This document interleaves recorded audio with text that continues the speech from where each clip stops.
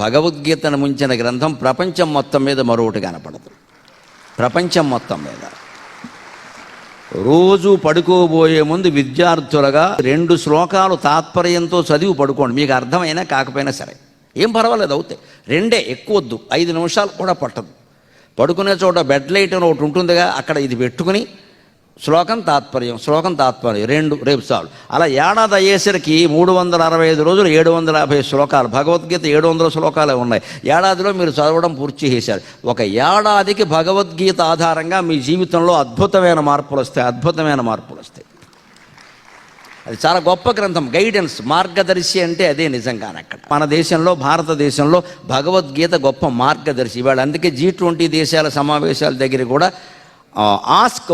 Ask గీత అని ఒక app పెట్టారు ప్రత్యేకంగా. గీతలో నువ్వు ఏ విషయం అడిగితే దొరుకుతుంది. ఆ యాప్ ఎంత గొప్పది అంటే, నాకు ఈ ప్రాబ్లం ఉంది, I want the reply from Geetha అని మీరు నొక్కితే నీ ప్రాబ్లం సమాధానం గీతా శ్లోకంతో వస్తుందమ్మా. అంత గొప్పది గీత.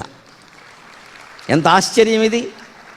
నాకు ఈ సమస్య ఉంది, దీనికి సమాధానం నాకు కావాలి, భగవద్గీత నుంచే కావాలి అని నొక్కితే నీ సమస్యకి భగవద్గీత నుంచే సమాధానం వస్తుంది. అంత గొప్పది ఆ గ్రంథం. 574 శ్లోకాలు కృష్ణుడు చెప్పాడు. 84 శ్లోకాలు అర్జునుడి ప్రశ్నలుగా ఉన్నాయి. 49 శ్లోకాలు సంజయుడు మాటలుగా ఉన్నాయి. 1 శ్లోకం ధృతరాష్ట్రుడి మాటగా ఉంది. మొత్తం కలిపితే 700 వస్తాయి ఖచ్చితంగా.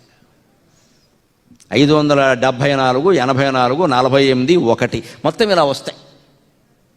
ఇందులో నీకు ఏదైనా, నాకు ఆర్థికమైన సమస్య ఉంది, నాకు డబ్బులు లేవు, దారిద్ర్యంతో ఇబ్బంది పడుతున్నాను, నాకు ఇంత డబ్బు కావాలి అంటే నొక్కు. భగవద్గీత నుంచే రెప్పలై వస్తుంది డబ్బు సంపాదించే విధానం. ఎలాగ ధర్మంగానే. కానీ కష్టపడమంటే కష్టపడాలి, కష్టపడకుండా రాదండి ఇది కూడా. అందుకోసం ఆలోచించాలి. అందుకని క్రియా విధిజ్ఞం విషయేష్వసక్తం. ఎప్పుడు ఫోన్కి పుస్తకానికి తేడా ఏమిటో తెలుసా? మనలో ఉండే చెత్తంతా బయటికి పోగొట్టేది పుస్తకం, బయట ఉండే చెత్తంతా మనలోకి తీసుకొచ్చేది ఫోను. ఏం చూడాలో ఏం చేయాలో మీరే నిర్ణయించుకోండి. ఒక పుస్తకం చదివితే మనలో ఉండే చెడు ఆలోచనలన్నీ బయటికి పోతాయి. ఫోన్ చూసామంటే బయట ఉండే చెడు ఆలోచనలన్నీ మనకు వస్తున్నాయి. అక్కడ వాడెవడో పెంటమాట వాడు పెడతాడు, దానికి ఆధారం ఉండదు. అక్కడ అన్నీ పనికిమాలిన వార్తలే, నకిలీ వార్తలే. అది నిజమేన నమ్మేస్తాం మనం. ఇంతకీ ఏం జరిగిందో తెలియదు, మనం కూడా ఏదో మాట్లాడేస్తాం అక్కడ తొందరపడిపోయి. తర్వాత అది అబద్ధమని తెలిస్తే ఎంత ఇబ్బంది పడాలండి. అందుకని దాన్ని చూడడం తగ్గించుకుంటే మనకు చాలా సమయం కలిసి వస్తుంది. విషయేష్వసక్తం. అంతేకాదు శూరం, కాస్త సాహసం ఉండాలి. మీ వృత్తిలో మరీ ఉండాలి. కాస్త ముందుకు దూసుకెళ్లే లక్షణం. ఏదో పరాక్రమం అనగానే కత్తి వేసుకుని యుద్ధానికి వెళ్ళడం అనుకోకండి. పరాక్రమం అంటే ఆక్రమం, ఇతరుల కంటే ముందు నడవడం.